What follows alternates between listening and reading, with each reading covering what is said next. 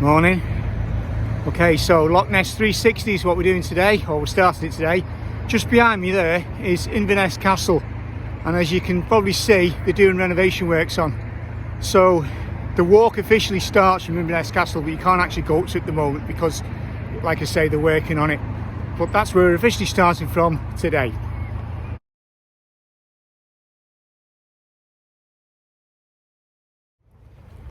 So we just dropped down from Inverness Castle, and you can see here, this is the River Ness behind me. And we're heading down to a footbridge that's going to take us across it.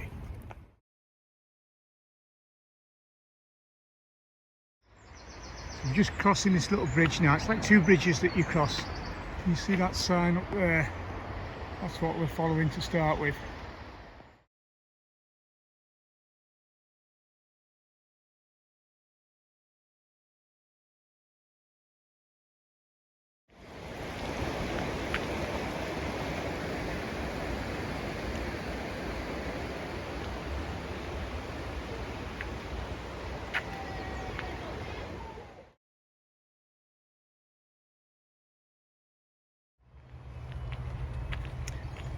So this is the final bridge that you use to get across the River Ness. You go over about three little bridges to get across it, and it just sort of breaks it up a bit.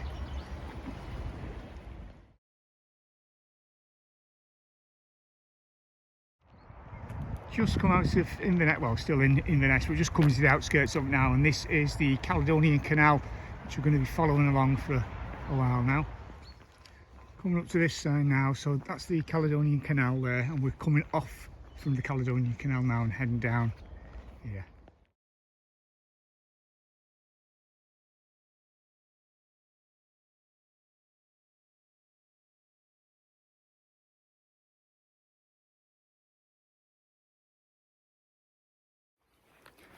So we're carrying on a little incline now, coming out of Inverness.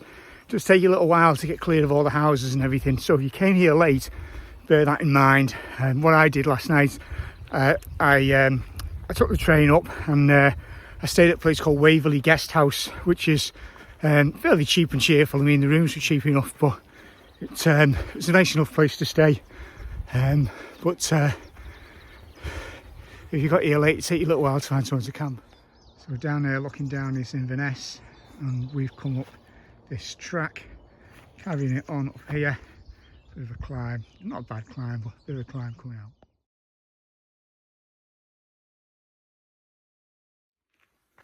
You can probably see the sun shining behind me there. The weather's pretty good today. It's supposed to be nice today. It's going to get cloudy tomorrow, overcast, and then eventually we're going to start getting some rain. I debated about temperatures and stuff. It's always a funny time coming away to Scotland in March. And in the end, I thought I'll fetch me warmest sleeping bag. But I think I just didn't need it really. On the whole, I've probably fetched too much stuff with me, but we'll see. What we're really doing now on this Loch Ness 360 is we're doing the second half of the Great Glen Way first, and then when we get down to Fort Augustus, we're going to swap over and come back on ourselves. I mean, if you think about all the long distance walks there are in the UK, there's not that many that start and finish in the same place.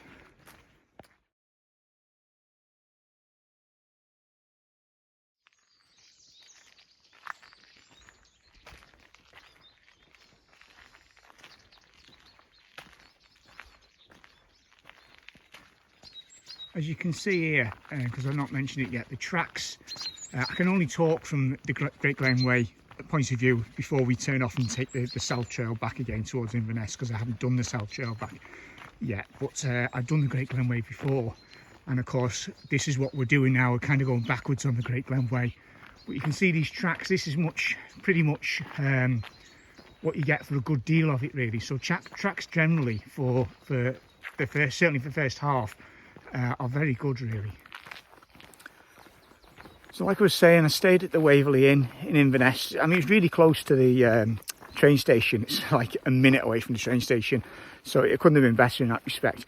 But I was kind of thinking, like, in hindsight, I wish I just got going on the trail and made use of that good weather, and I could have been walking from probably about 3 o'clock onwards Would have got a few hours in at least before finding somewhere to camp. But having said that, you never know when you plan these things in advance. You never know if your train's going to get delayed. You never know, what's going to happen or when you're actually going to get to your destination. And like I was saying, if you get here late on, then it'll take you a while to get out to Inverness and all the rest of it. So sometimes it's probably better, the devil you know, just to book somewhere in advance, and then you're not under any kind of pressure when you're first getting there, I suppose.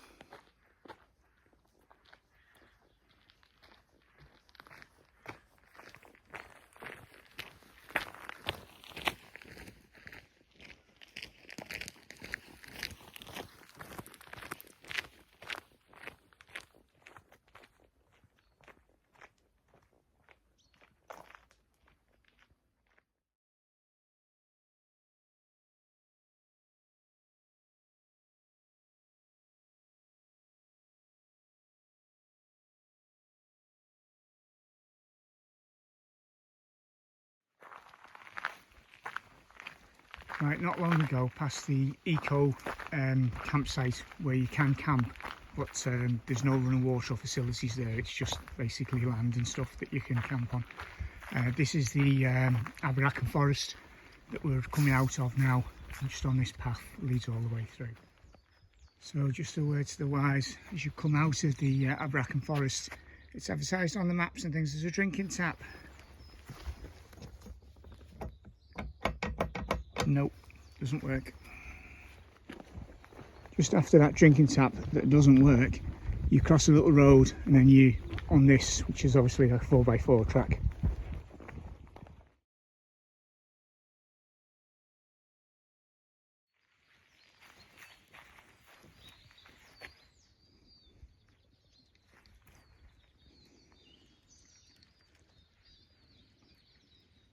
Been walking down this path here, and just through the trees down there is Loch Ness.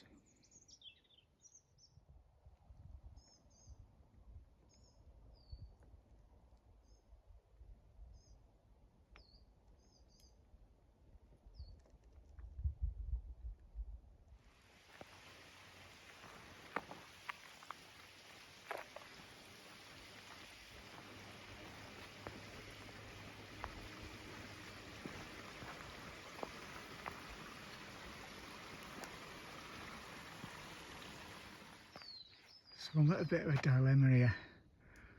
I was thinking of camping here because there's nice flat spots, looks out onto Loch Ness. There's a water source not far from here. I've just filled up water, so it's got everything I need. But it's only 10 past 2. It's not even 10 past 2 yet. It's about 8 minutes past 2. So I think I'm going to try and press on and just hope I can find something else.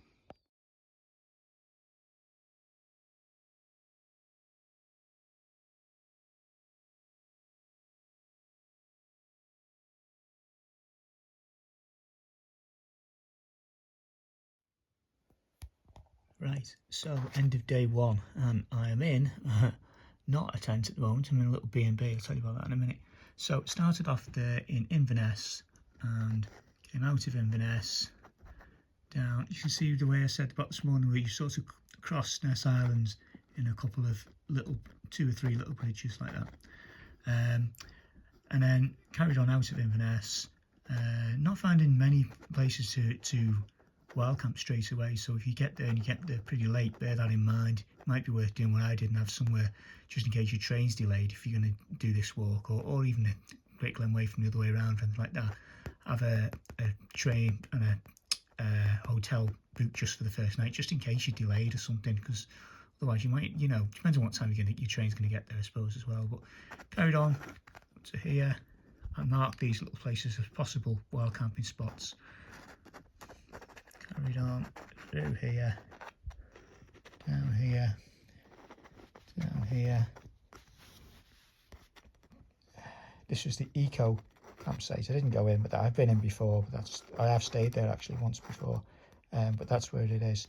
And then carried on further down here to there, and then carried on here. and this drinking tap doesn't work. Okay, so don't be relying on that. Make sure you've got plenty of water for that section. Through here. Now when I got to here, there was a really nice wild camping spot, and I really wanted to stay there, but it was 2 o'clock, and I just thought, like, I can't really stay here at 2 o'clock. The weather was really good, making really good time. I thought, got to crack on and make a bit more time due to this good weather, because it's supposed to be nice again tomorrow, but then after Saturday it's more unsettled. Earlier Saturday morning we're expecting rain, so I thought, well, I'll carry on and see if I can find something better. Carried on, wasn't finding anything anywhere near as good as that, to be honest, but like I say, I don't really regret not staying there, but it was a nice wild camping spot. Gets down to Drumnadrochit, down to about here. I'd done 20 miles by then, and I thought, what do I do? Do I carry on, hoping that I'll find something further down, or not? And I just happened to walk past a B&B, and he said he had vacancies, so I thought, I'll just see how much they are, and it was nice and cheap. And it's a lovely little room, so I thought, well, I'll stop here. So that's where I am now. I'm in a little B&B called The Glen, and it's lovely. So I'll pick it up again tomorrow, and we'll see how far we get then. Morning. So this is day 2, just leaving Drumnadrochit now. Already I'm finding wild camping spots that I could have snuck into, so I could have carried on and not stayed at that B&B, but you know, it's very comfortable, nice, and it's a nice little place to stay, so it is what it is. Sun's out, sunglasses are already on. It's going to be a nice day today. I think early hours of tomorrow morning there's rain forecast, and after that it is supposed to be raining quite a bit on and off after that, so we'll see.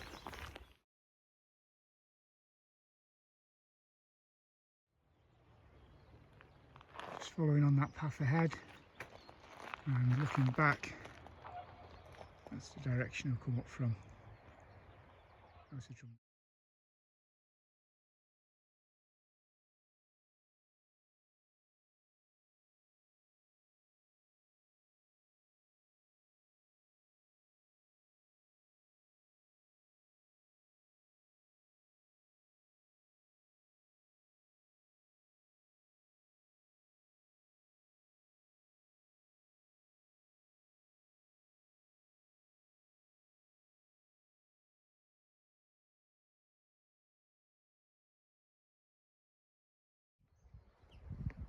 You know, look at this, look at where these trees have fell down here onto this farm building.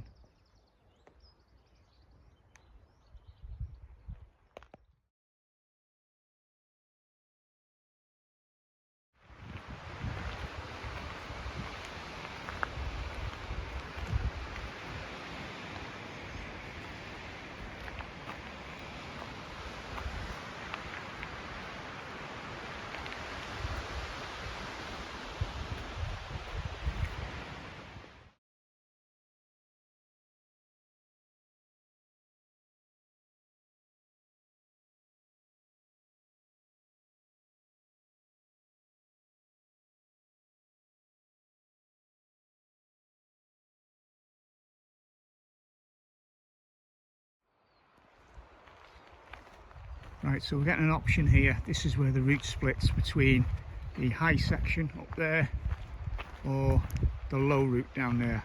I've been up the high route before, so I'm going to take this low route, which is that way. Right, Stone Cave. Have a look at this.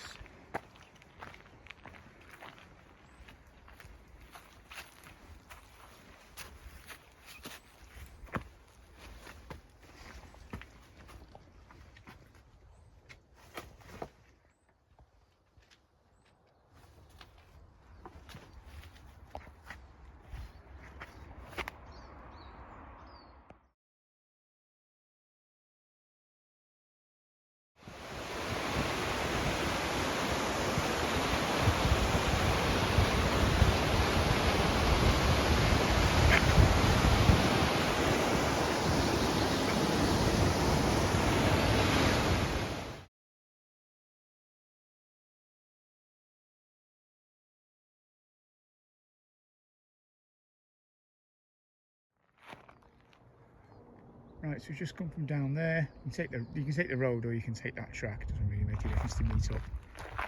Get to this section. This is out of Inverness. This the next point you get to really from Inverness. Low route or high route? High route is just there, and the low route is just beyond this side.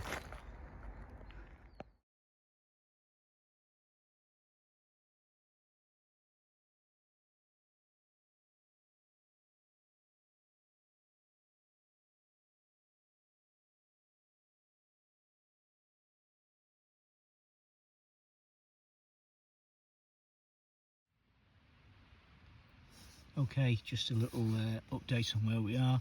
So we started here this morning, jumped the rocket, and came down here, all through here, because this is the actual map for the Great Glen Way, because of course we're doing that backwards until we cross over. Down to here, through there, and then carried on down to Inverness. Okay, I was taking the low routes all the way, so I took these lower routes rather than the higher routes over here. Took these lower routes down to Inverness and then carried on again down the lower route down to Fort Augustus, which is where we're going to cross over tomorrow. And I am now camped probably around about here, really, in a little wood just outside of Fort Augustus. So tomorrow we'll carry it on and we'll be crossing over then onto the other side. Okay, morning. This is day 3 now, south of the trail on Thursday morning, and it's now Saturday. It's what time is it now? 10 to 7. Packed up from camping in the woods last night and just leaving Fort Augustus. Go over this little bridge you can see behind me, and we're going to be heading on to the other side of the loch. Okay.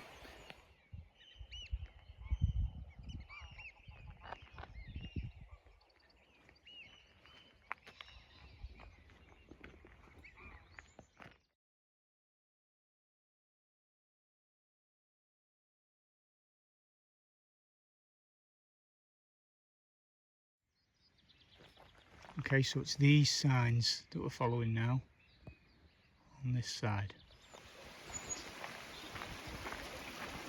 So far, this is the kind of surface that you're starting off on the South Loch Ness Trail.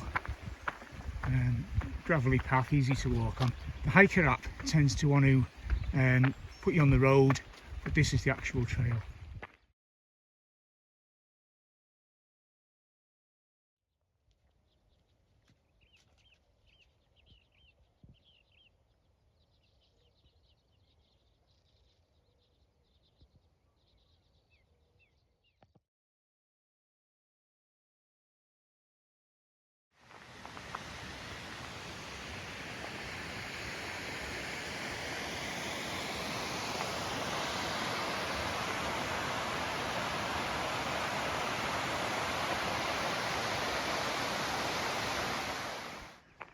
So we've been on this path a good couple of hours now, still on the same kind of trail, still this gravelly trail underfoot, which is good.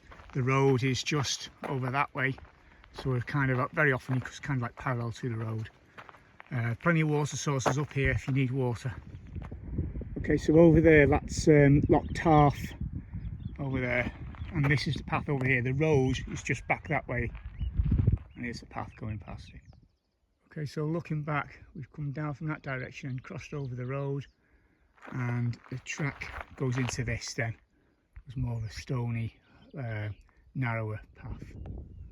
Right, so that's me looking down on Loch Tarf, and we're leaving that now, carrying on up this little stony path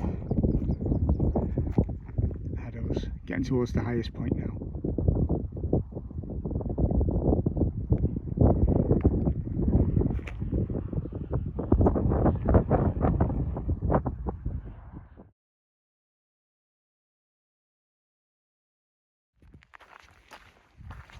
So this is the highest point now on the South Loch Ness Trail.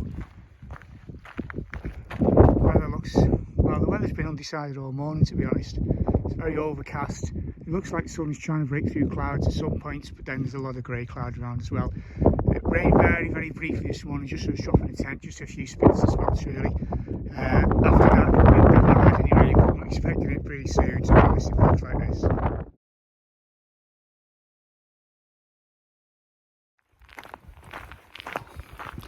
So I brought this tent with me, this Alpkit Soloist XL. I've had it ages, never used it. So I thought I'll give it a go, just to see what it's like. Too small, it's just so cramped inside, and there's very little room between the vestibule area and the outer fly sheet. The XL is like 20 centimetres bigger than the standard one.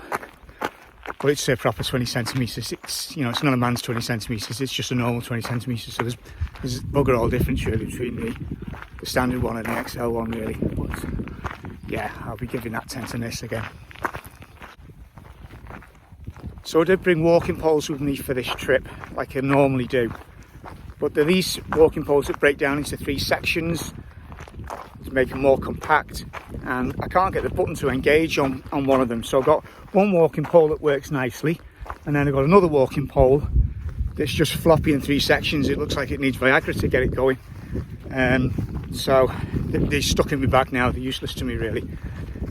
But if you do like using walking poles, consider bringing them for this walk, because there are a few little climbs and stuff, so if you prefer using walking poles, don't leave them at home. Right, so I've just got down here and there's a diversion, so I would have been carrying on that track, but I'm not now, so I've got to use the road for a bit longer. But it's okay, it does match up again, it's just a case of going on the road a bit.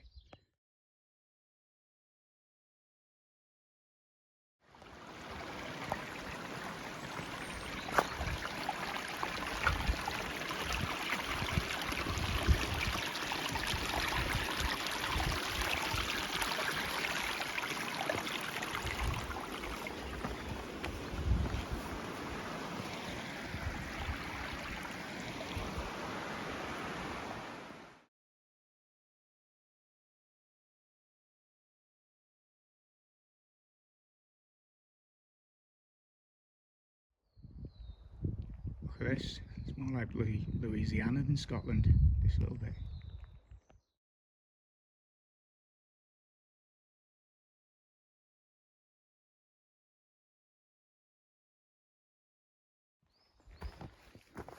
Right, coming out of Foyers, I've come onto this path here. So it's, there's a path, but it's not always that obvious at certain points, and it's quite squelchy ground as well, parts of it. So it's that kind of ground that holds the wet. It's not the kind of path you want to be navigating in the dark, so just be aware of that. You see there is some muddy areas.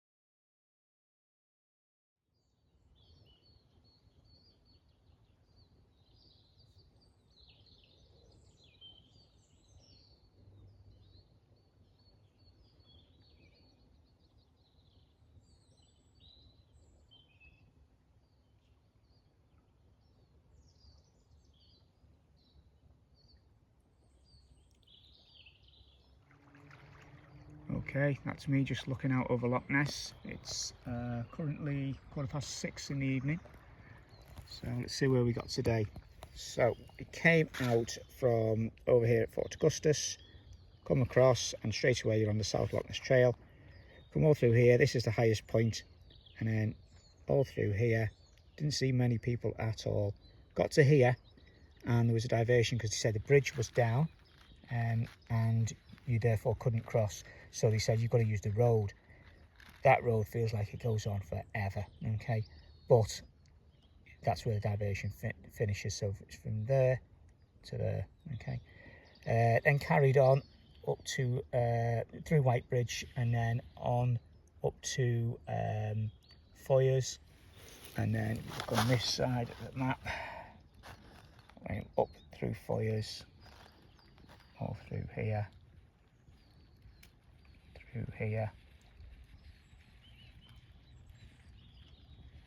until I got to Fairherd Lads Pass, and then carried on through there, down here till it dropped down towards the road. And I am currently camped at one of these, just off near one of these parking laybys, looking out over Loch Ness. So that's where I am now. Okay, morning. Well, I wouldn't say this morning yet, but this would have been the start of day 4. You can probably hear the rain outside. It has rained persistently since last night, all just non-stop. And my plan now is to hike into Dawes and then try and get a taxi from Dawes to Inverness, and I'm going to miss out the last section of the walk. I know the last section takes you over some quite boggy and marshy areas as it is. That's even in the dry, never mind in this persistent rain. So it's just, to me, it's just not worth going over that. Just to say I've done the last section. I've had a good 3 days up here, but I think it's that last section I'm going to call it day. The other way would be to carry on walking and use mostly the road, which is not a great idea here because there's not a pavement very often next to the road, and in the rain it's just too easy, just, you know, for somebody to not see you that well, and it's just not worth it. So that's the plan. Into Dawes, taxi to Inverness, and then see if I can get home from Inverness, and that's going to take me several trains anyway. So that's probably that's it for me for the Loch Ness 360. Like I say, I've had a good 3 days, but I'm going to call it quits for that last little bit. Okay, so back again now, just putting everything back in the loft, putting everything away. I'm still trying to get my head around why I didn't complete this trail. I don't really get it. As you know, I basically went to Dawes, or I camped just outside of Dawes really, and I stayed there, camped that night. Rained quite heavy during the night, and I made the decision when it rained that I was going to, the following morning, hike to Dawes, the short distance to Dawes, and then get a taxi and go back to Inverness, because I felt the rest of the walk was going to be extremely marshy and boggy, and for some reason I wasn't going to, you know, complete that last section. I don't know why, because I've been over marshy, moggy, mushy ground before without any problems, and in weather far worse than what that was. I mean, when I did the 9 standards on the coast to coast, the weather was pretty appalling, and so it's kind of like a question mark really. Why do we suddenly have these thoughts, and then, you know, you make a sudden plan, a bit of a rash move, and the moment I got on that train from Inverness to come home, the moment I got on it, I massively regretted my decision, and I've really been hard on myself probably in the last 24 hours or so of why on earth did I stop doing that walk. It's not like I've ever stopped doing a walk before, and it wasn't through injury, it wasn't through illness, it wasn't through anything really. I don't know, I just decided I was going to go to Dawes, get a taxi, go to Inverness. I started walking to Dawes, and on the way to Dawes, some people stopped in a car in a 4x4, and they said, "Where are you heading for?" And I said, "Well, I'm going to Dawes, and then I'm going to get a taxi to Inverness." And they said, "We're going through Inverness on our way to somewhere. We'll give you a lift if you want." And they actually gave me a lift all the way to Inverness, which was really, really kind of them, really good of them. And, you know, I got to Inverness, got a train, like I say, got on the train, and just as soon as that train was moving, I just thought, I've made a huge mistake here. I've never, quit a walk before and just been really hard on myself since.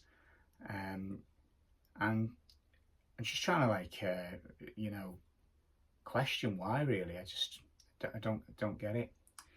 But anyway, I suppose it's a learning curve, isn't it? You know, onwards and upwards. So if you want to do this walk and you want to use maps, you can use the Great Glen Way map, which you're just doing it backwards for half of it.